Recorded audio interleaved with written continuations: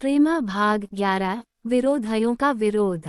मेहमानों के विदा हो जाने के बाद यह आशा की जाती थी कि विरोधी लोग अब सिर न उठाएंगे, विशेष इसलिए कि ठाकुर जोरावर सिंह और मुंशी बद्री प्रसाद के मर जाने से उनका बल बहुत कम हो गया था। मगर यह आशा पूरी न हुई। एक सप्ताह भी न गुजरने पाया था कि और अभी सुचित से बैठने भी न पाए थे कि फिर यही दांत किलकिल शुरू हो गई। अमृतराया कमरे में बैठे हुए एक पत्र पढ़ रहे थे कि महाराज चुपके से आया और हाथ जोड़कर खड़ा हो गया। अमृतराया ने सिर उठाकर उसको देखा तो मुस्कुराकर बोले, कैसे चले महाराज? महाराज हजूर, जान बख्शी होए तो कहूँ। अमृत, शौक से कहो। महाराज, ऐसा न हो कि आप रुसहे हो जाएं। अमृत, बात तो कहो। महाराज हजूर, डर लगता है। अमृत, क्या तनख्वाह बढ़वाना चाहते हो? महाराज, नहीं सरकार। अमृत, फिर क्या चाहते हो? महाराज हजूर, हमारा इस्तीफा ले लिया जाए। अमृत, क्या नौकरी छोड़ोगे? महाराज, हाँ सरकार, अब हमसे काम नहीं होता। अमृत, क्यों? अभी तो मजबूत हो, जी चाहे तो कुछ दिन आराम कर लो, मगर नौकरी क्यों छोड़ूं? महाराज, नहीं सरकार, अब हम घर को जाएब। अमृत, अगर तुमको यहाँ कोई तकलीफ हो तो ठीक ठीक कह दो। अगर तनख्वाह कहीं और इसके ज्यादा मिलने की आशा हो तो वैसा कहो। महाराज हजूर, तनख्वाह जो आप देते हैं कोई क्या माई का लाल देगा? अमृतराया, फिर समझ में नहीं आता कि क्यों नौकरी छोड़ना चाहते हो? महाराज, अब सरकार, मैं आपसे क्या कहूँ। यहाँ तो यह बातें हो रही थीं, उधर चम्मन व रम्मन, कहार और भागेलू व दुखी बारी आपस में बातें कर रहे थे। भागेलू, चलो चलो जल्दी, नहीं तो कचहरी की बेला आ जाए। चम्मन, आगे आगे तुम चलो।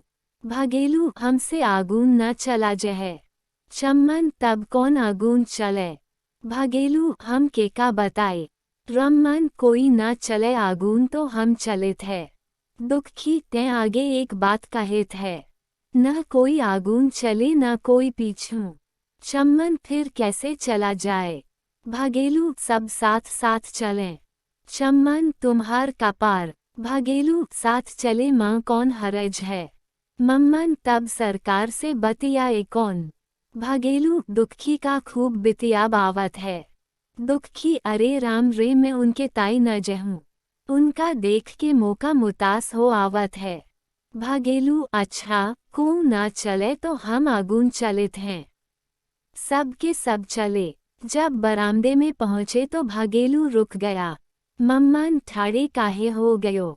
चले चलो। भागेलू, अब हम न जाबाई, हमारा तो छाती धड़त है। अमृतराया ने जो बरामदे में इनको साय साय बातें करते सुना तो कमरे से बाहर निकल आए और हंसकर पूछा, कैसे चले भागेलू? भागेलू का हियाव छूट गया। सिर नीचा करके बोला, हजूर, यह सब कहार आपसे कुछ कहने आए हैं। अमृतराया, क्या कहते हैं? यह सब तो बोलते ही नहीं। भागेलू, कहारों से तुमको जौन कुछ कहना होए सरकार से कहो। कहार भागेलू के इस तरह निकल जाने पर दिल में बहुत झल्लाए। चम्मन ने जरा तीखे होकर कहा, तुम काहे नाही कहत हो? तुम्हार मुंह में जीभ नहीं है। अमृतराया, हम समझ गए, शायद तुम लोग इनाम मांगने आए हो। कहारों से अब सिवाय हाँ कहने के और कुछ न बन पड़ा। अमृतराया ने उसी दम 5 रुपया भागेलू के हाथ पर रख दिया। जब यह सब फिर अपनी कोठरी में आए तो यूं बातें करने लगे। चम्मन, भागेलुआ बड़ा बोरा है। रम्मन, असरीस लागत रहा कि खाया भरे का देई। दुखी, वहां जाए के ठकुरा सोहाती करे लागा। भागेलू, हमासे तो उनके सामने कुछ कहे न गवा। दुखी, तब काहे को यहाँ से आगे आगे गया रहियो। इतने में सुख का हार लकई टेकता खौसता हुआ आ पहुंचा और इनको जमा देखकर बोला, का भवा सरकार का कहेन। दुखी, सरकार के सामने जाए के सब गूंगे हो गए। कोई के मुंह से बात ना निकली। भागेलू सुख दादा तुम नियाव करो, जब सरकार हंसकर इनाम दे लागे तब कैसे कहा जात कि हम नौकरी छोड़न आए हैं। सुख हम तो तुमसे पहले कह दीन कि यहाँ नौकरी छोड़ी के सब जने पछता हो। अस भला मानुष कहून न मिले। भागेलू दादा तुम बात लाख रुपया की कहत हो, चम्मन एमा कौन झूठ है। अस मनई कहाँ मिले। रम्मन आज 10 बरस रहत भये मुदा आधी बात कबहू नाही कहेन। भागेलू रीस तो उनके देह में छू नहीं गए, जब बात करत है हंसकर। मम्मन भैया हमसे को कहत कि तुम 20 कलदार लेव और हमारे यहाँ चल के काम करो, तो हम सराकर का छोड़ के कहूँ न जायट। मुद्रा बिरादरी की बात ठहरी। हुक्का पानी बंद हुई गवा तो फिर केह के द्वारे जैब। रम्मन यही डर तो जान मारे डालते हैं। चम्मन चौधरी कह गए हैं कि आज इनकेर काम न छोड़ दे हों तो टाट बाहर कर दीन जही। सुख हम एक बेर कह दीन की पछतो हो, जस मन में आवे करो। 8 बजे रात को जब बाबू अमृतराया सैर करके आए तो कोई टमटम थाने वाला ना था। चारों ओर घूम घूम कर पुकारा, मगर किसी आहट न पाए। महाराज कहार साइस सभी चल दिए, यहाँ तक कि जो साइस उनके साथ था वह भी न जाने कहाँ लोप हो गया। समझ गए कि दुष्टों ने छल किया। घोड़े को आप ही खोलने लगे कि सुख कहार आता दिखाई दिया। उससे पूछा यह सब के सब कहाँ चले गए। सुख खांसकर सब छोड़ गए, अब काम न करेंगे। अमृतराया तुम्हें कुछ मालूम है इन सबों ने क्यों छोड़ दिया। सुख मालूम काहे नाही, उनके बिरादरी वाले कहते हैं इनके यहाँ काम मत करो। अमृतराया राय की समझ में पूरी बात आ गई कि विराधियों ने अपना कोई और बस न चलते देखकर अब यह ढंग रचा है। अंदर गए तो क्या देखते हैं कि पूर्णा बैठी खाना पका रही है और बिल्लो इधर उधर दौड़ रही है। नौकरों पर दांत पीसकर रह गए। पूर्णा से बोले आज तुमको बड़ा कष्ट उठाना पड़ा। पूर्णा हंसकर इसे आप कष्ट कहते हैं, यह तो मेरा सौभाग्य है। पत्नी के अधरों पर मंद मुस्कान और आंखों में प्रेम देखकर बाबू साहब के चढ़े हुए तेवर बदल गए। भड़कता हुआ क्रोध ठंडा पड़ गया और जैसे नागसूबी बाजे का शब्द सुनकर थिरकने लगता है और मतवाला हो जाता, उसी भांति उस घड़ी अमृतराया का चित भी किलोले करने लगा। आव देखा न ताव, कोट पतलून जूते पहने हुए रसोई में बेधड़क घुस गए। पूर्णा हाँ करती रही, मगर कौन सुनता है, और उसे गले से लगाकर बोले मैं तुमको यह न करने दूंगा। पूर्णा भी प्रति के नशे में बसुध होकर बोली मैं न मानूंगी। अमृतराया अगर हाथों में छाले पड़े तो मैं जुर्माना ले लूंगा। पूर्णा मैं उन छालों को फूल समझूंगी, जुर्मान क्यों देने लगी। अमृतराया और जो सिर में धमक अमक हुई तो तुम जानना। पूर्णा वाह ऐसे सस्ते न छूटोगे, चंदन रगड़ना पड़ेगा। अमृत चंदन की रगड़ाई क्या मिलेगी। पूर्णा वाह हंसकर भरपेट भोजन करा दूंगी। अमृतराया कुछ और न मिलेगा। पूर्णा ठंडा पानी भी पी लेना। अमृत रुसियाकर कुछ और मिलना चाहिए। पूर्णा बस अब कुछ न मिलेगा। यहाँ अभी यही बातें हो रही थीं कि बाबू प्राणनाथ और बाबू जीवननाथ आए। ये दोनों कश्मीरी थे और कॉलेज में शिक्षा पाते थे। अमृतराया के पक्षपातियों में ऐसा उत्साही और कोई न था जैसे ये दोनों युवक थे। बाबू साहब का अब तक जो अर्थ सिद्ध हुआ था वह इन्हीं परोपकारियों के परिश्रम का फल था, और वे दोनों केवल ज़बानी बकवास लगाने वाले नहीं थे, वरन बाबू साहब की तरह वह दोनों भी सुधार का कुछ कुछ कर्तव्य कर चुके थे। यही दोनों वीर थे जिन्होंने सहस्रों रुकावटों और बाधाओं को हटाकर विधवाओं से ब्याह किया था। पूर्णा की सखी रामकली ने अपनी मर्जी से प्राणनाथ के साथ विवाह करना स्वीकार किया था, और लक्ष्मी के माँ बाप जो आगरे के बड़े प्रतिष्ठित रईस थे जीवननाथ से उसका विवाह करने के लिए बनारस आए थे। ये दोनों अलग अलग मकान में रहते थे। बाबू अमृतराय उनके आने की खबर पाते ही बाहर निकल आए और मुस्कुराकर पूछा, क्यों, क्या खबर है? जीवननाथ, यह आपके यहाँ सन्नाटा कैसा? अमृतराय, कुछ ना पूछो भाई। जीवननाथ, आखिर वे दर्जन भर नौकरी कहाँ समा गए? अमृतराय, सब जहन्नुम चले गए। जालिमों ने उन पर बिरादरी का दबाव डालकर यहाँ से निकलवा दिया। प्राणनाथ ने ठट्ठा लगाकर कहा, लीजिए, यहाँ भी वह ढंग है। अमृतराय, क्या तुम लोगों के यहाँ भी यही हाल है? प्राणनाथ, जनाब, इससे भी बदतर। कहारी सब छोड़ भागे। जिस कुएं से पानी आता था, वहाँ कई बदमाश लठ लिए बैठे हैं कि कोई पानी भरने आए तो उसकी गर्दन झाड़ी। जीवननाथ, अजी, वह तो कहो कुशल हुई कि पहले से पुलिस का प्रबंध कर लिया, नहीं तो इस वक्त शायद अस्पताल में होते। अमृतराय, आखिर अब क्या किया जाए? नौकरों बिना कैसे काम चलेगा? प्राणनाथ, मेरी तो राय है कि आप ही ठाकुर बनिए और आप ही चाकर। जीवनाथ, तुम तो मोटे ताजे हो, कुएं से 10-20 कल से पानी खींच ला सकते हो। प्राणनाथ, और कौन कहे कि आप बर्तन भांडे नहीं मांज सकते? अमृतराय, अजी, अब ऐसे कंगाल भी नहीं हो गए हैं। 2 नौकर अभी हैं, जब तक इनसे थोड़ा बहुत काम लेंगे। आज इलाके पर लिख भेजता हूँ, वहाँ 2-4 नौकर आ जाएंगे। जीवननाथ, यह तो आपने अपना ही इंतजाम किया, हमारा काम कैसे चले? अमृतराय, बस आज ही यहाँ उठाओ, चटपट। जीवननाथ, यह तो ठीक नहीं, और फिर यहाँ इतनी जगह कहाँ है? अमृतराय, वह दिल से राजी हैं। कई बार कह चुकी हैं कि अकेले जी घबराता है। यह खबर सुनकर फूली न समाएंगी। जीवननाथ, अच्छा, अपने यहाँ तो टोह लूं। प्राणनाथ, आप भी आदमी हैं या घन चक्कर? यहाँ टोह लूं, वहाँ टोह लूं।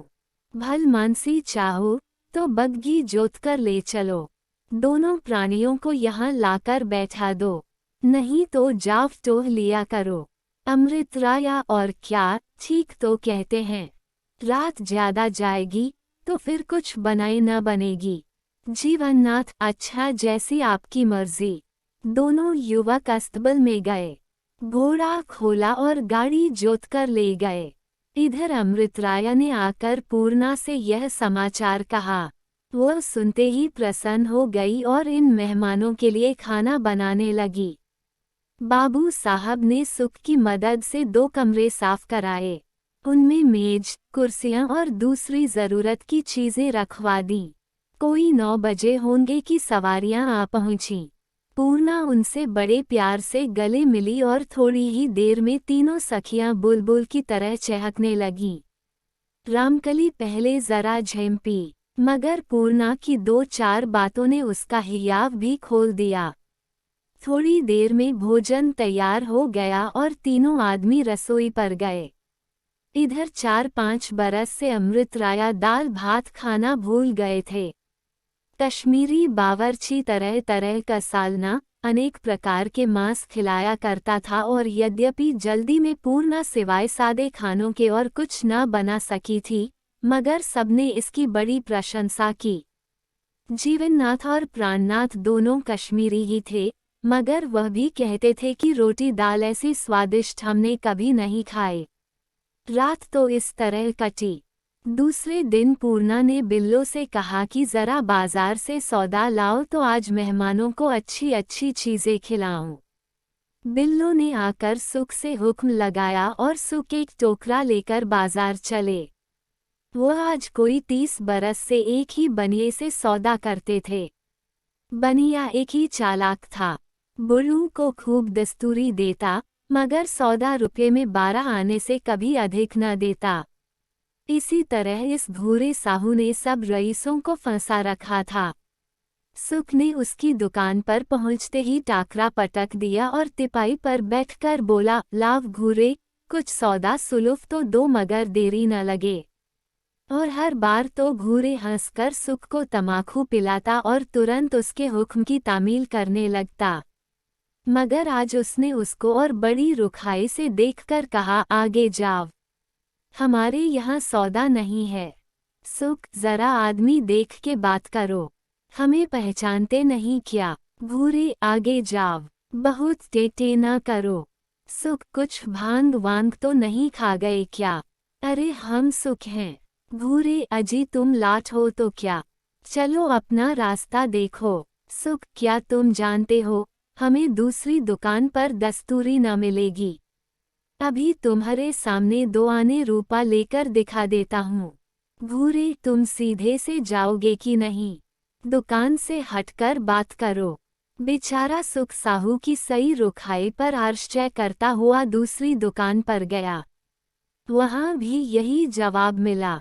तीसरी दुकान पर पहुँचा, यहाँ भी वही धुतकार मिली।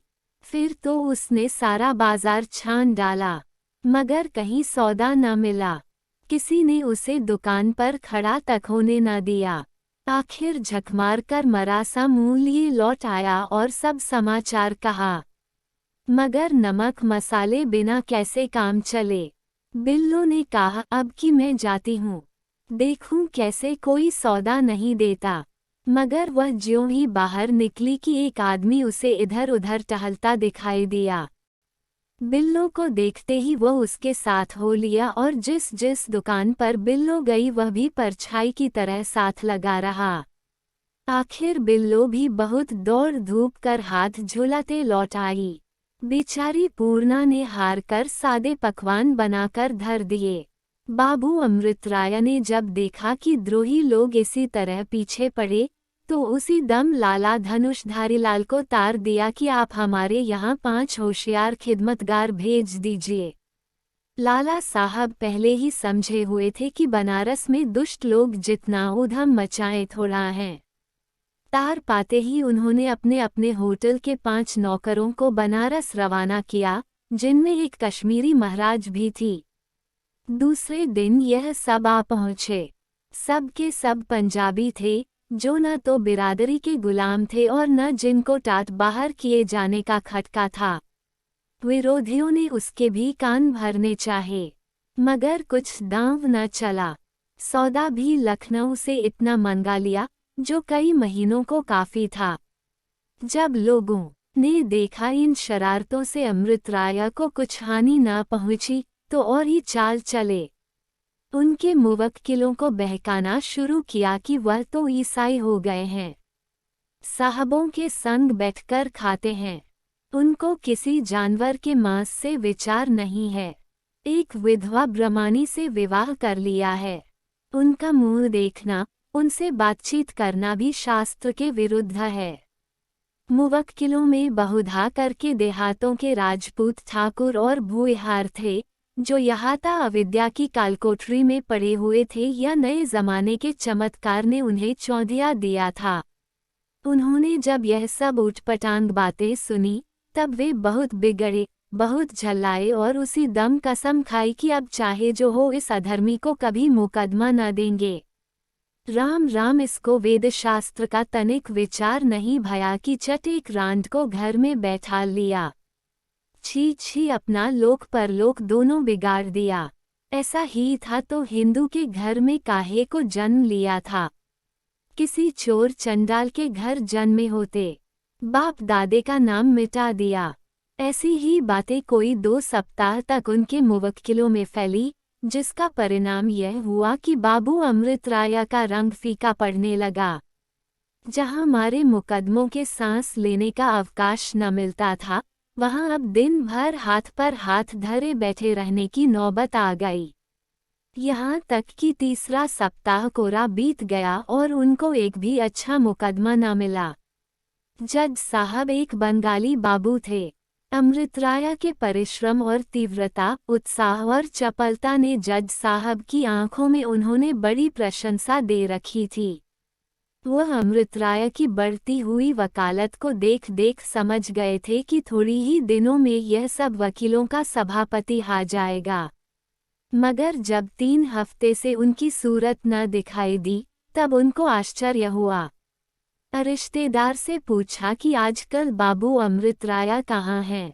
सरिश्तेदार साहब जाति के मुसलमान और बड़े सच्चे साफ आदमी थे। उन्होंने सारा ब्यौरा जो सुना था कह सुनाया। जज साहब सुनते ही समझ गए कि बेचारे अमृत राया सामाजिक कामों में अग्रणी बनने का फल भोग रहे हैं। दूसरे दिन उन्होंने खुद अमृत राया को इजलास पर बुलवाया और देहाती जमींदारी के सामने उनसे बहुत देर तक इधर उधर की बातें की। अमृत राया भी हंस हंस उनकी बातों का जवाब दिया किए। इस बीच में कई वकीलों और बैरिस्टर जज साहब को दिखाने के लिए कागज पत्र लाए, मगर साहब ने किसी के ओर ध्यान नहीं दिया। जब वह चले तो साहब ने कुर्सी से उठकर हाथ मिलाया और जरा जोर से बोलो, बहुत अच्छा बाबू साहब, जैसा आप बोलता है इस मुकदमे में वैसा ही होगा।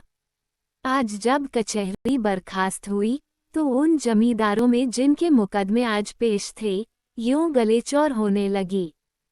ठाकुर साहब पगड़ी बांधे, मूछें खड़ी किए, मोटा सा लठ हाथ में लिए आज जज साहब अमृत राया से खूब बतियात रहे।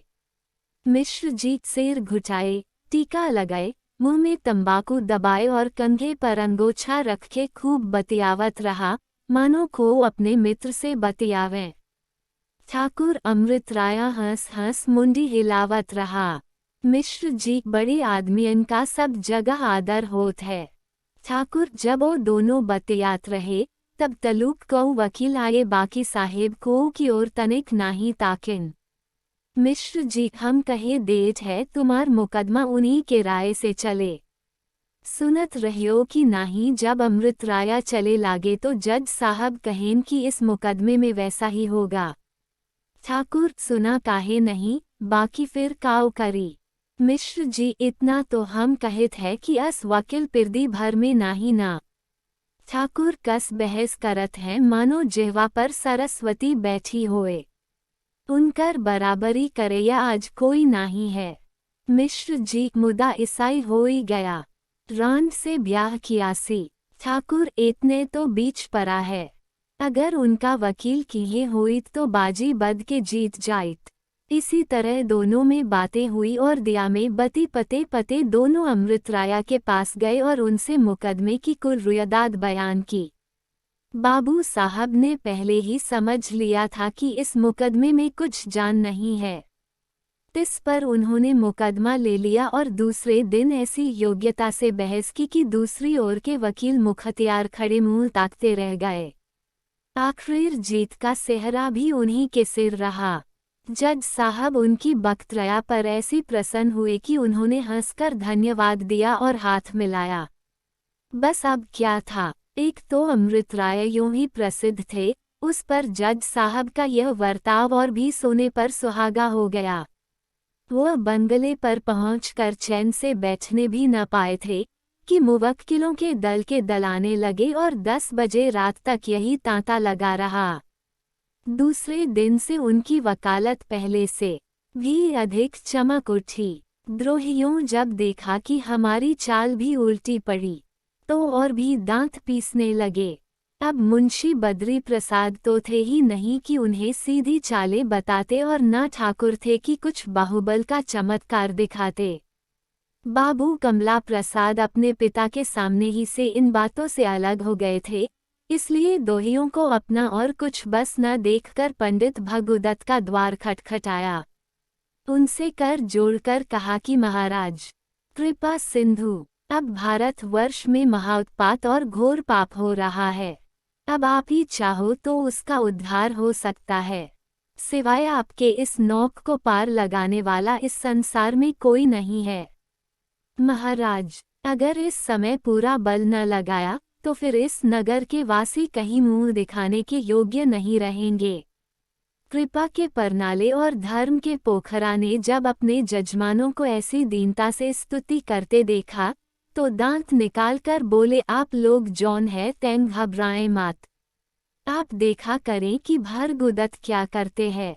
सेठ धूनीमल, महाराज कुछ ऐसा यत्न कीजिए कि इस दुष्ट का सत्यानाश हो जाए, कोई नाम लेवा न बचे। कई आदमी, हाँ महाराज, इस घड़ी तो यही चाहिए, भरगुदत यही चाहिए तो यही लेन, सर्वथा नाश न कर दूं तो ब्राह्मण नहीं, आज के 7वें दिन उसका नाश हो जाएगा।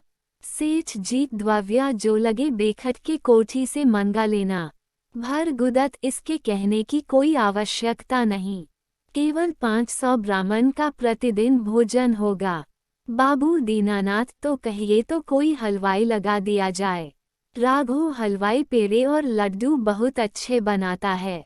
भरगुदत, जो पूजा मैं कराऊंगा उसमें पेड़ा खाना वर्जित है। अधिक इमरती का सेवन हो उतना ही कार्य सिद्ध हो जाता है। इस पर पंडित जी के एक चेले ने कहा, गुरु जी, आज तो आपने न्याय का पाठ देते समय कहा था कि पेड़े के साथ दही मिला दिया जाए तो उसमें कोई दोष नहीं रहता। भरगुदत हंसकर, हाँ हाँ, अब स्मरण हुआ। मनु जी ने इस श्लोक में इस बात का प्रमाण दिया है। दीनानाथ मुस्कुराकर, महाराज, चेला तो बड़ा तीव्र है। सेठ जी, यह अपने गुरुजी से बाजी ले जाएगा। भरगुदत, अब कि इसने एक यज्ञ में 2 सेर पूरियां खाए, उस दिन से मैंने इसका नाम अंतिम परीक्षा में लिख दिया। चेला, मैं अपने मन से थोड़ा ही उठा, अगर जजमान हाथ जोड़कर उठा न देते तो अभी सेर भर और खा के उठता। दीनानाथ, क्यों न हो पट, जैसे गुरु वैसे चेला। सेठ जी, महाराज, अब हमको आज्ञा दीजिए, आज हलवाई आ जाएगा। मुनीम जी भी उसके साथ लगे रहेंगे। जो 100-200 का काम लगे मुनीम जी से फरमा देना। मगर बात तब है कि आप भी इस विषय में जान लड़ा दे। पंडित जी ने सिर का कद्दू हिलाकर कहा, इसमें आप कोई खटका न समझिए। 1 सप्ताह में अगर दुष्ट का न नाश हो जाए तो भरगुदत नहीं। अब आपको पूजन की विधि भी बता ही दूं। सुनिए, तांत्रिक विद्या में एक मंत्र ऐसा भी है जिसके जगाने से बैरी की आयु क्षीण होती है। अगर 10 आदमी प्रति दिवस उसका पाठ करे तो आयु में दोपहर की हानि होगी। अगर 100 आदमी पाठ करें तो 10 दिन की हानि होगी। यदि 500 पाठ नित्य हो तो हर दिन 5 वर्ष आयु घटती है। सेठ जी, महाराज, आपने इस घड़ी ऐसे बात कही कि हमारा चोला मस्त हो गया, मस्त हो गया। दीनानाथ कृपा सिंघू, आप धन्य हो। बहुत से आदमी एक बार बोलो, पंडित भरगुदत की जय। बहुत से आदमी एक बार बोलो, दुष्टों की छय। इस तरह कोलाहल मचाते हुए लोग अपने अपने घरों को लौटे। उसी दिन राघो हलवाई पंडित जी के मकान पर जा डटा। पूजा पाठ होने लगे। 500 भुक्खड़ एकत्र हो गए और दोनों जून माल उड़ाने लगे। धीरे धीरे 500 से 1000 नंबर पहुंचा। पूजा पाठ कौन करता है? सवेरे से भोजन का प्रबंध करते करते दोपहर हो जाता था और दोपहर से भांग बूटी छानते रात हो जाती थी। हाँ, पंडित भरगुदत दास का नाम पूरे शहर में उजागर हो रहा था। चारों ओर उनकी बड़ाई गाई जा रही थी। 7 दिन यही अंधाधुंध मचा रहा। यह सब कुछ हुआ मगर बाबू अमृतराया का बाल बांका न हो सका। कहीं चमार के सरापे डागर मिलते हैं, ऐसे आंख के अंधे और गठ के पूरे न फंसे तो भरगुदत जैसे गुगों को चखौतिया कौन कराएं। सेठ जी के आदमी तिल तिल पर अमृतराया के मकान पर दौड़ते थे कि देखे कुछ जंत्र मंत्र का फल हुआ कि नहीं। मगर 7 दिन के बीतने पर कुछ फल हुआ तो यही कि अमृतराया की वकालत सदा से बढ़कर चमकी हुई थी।